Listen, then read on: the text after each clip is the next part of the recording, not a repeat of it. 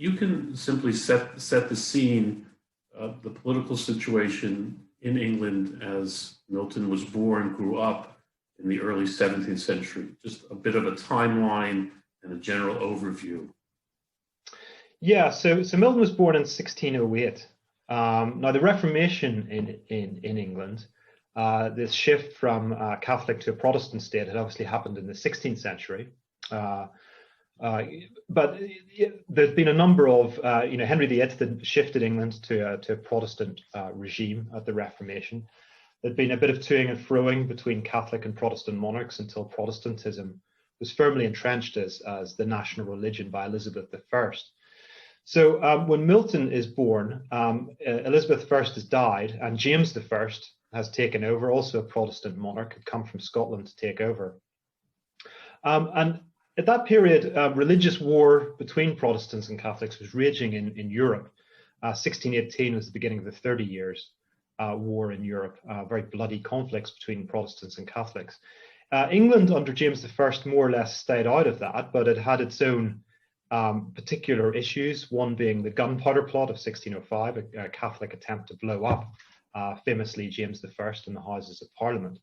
And Milton himself writes a few poems actually in Latin about that event, which is still, of course, commemorated in England, and was very much a major anniversary in Milton's lifetime. So by the time Milton goes to school in London, he's born in London, he goes to school, St. Paul's School. He's born into quite a wealthy family. His father is a successful businessman. He's not an aristocrat, but he's wealthy, and he has tutors, private tutors at home, even before he goes to St. Paul's School. And then he goes to Cambridge in 1625.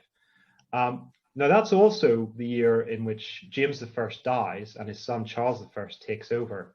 And that's really the moment in which England begins its descent into the Civil War, which breaks out in 1642. Charles I is not like his father to the extent that he's much more reserved, less interested in bringing the different factions together as James had been.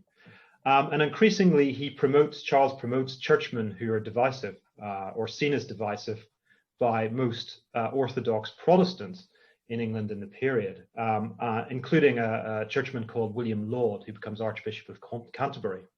And Laud, with Charles's support, introduces increasingly ceremonial types of religion, changes the Protestant format of services and the visual form of church worship in England. And that's one of the major religious flashpoints that leads to civil war. The situation in the 1630s becomes increasingly fraught. There are political reasons too, that Parliament is unhappy with Charles I and the way he raises funds and rules. He rules without a parliament for nearly all of the 1630s. So increasingly there are political issues as well, deep-seated religious and political issues that Milton lives through in the 1630s, which lead to the outbreak of civil war in 1642. And my book, Poet of Revolution, really focuses particularly on that. It's the first part of a 2-volume intellectual biography of Milton. And the first part really focuses in that period up to 1642 and the outbreak of civil war. Tries to place Milton very much in these complicated events.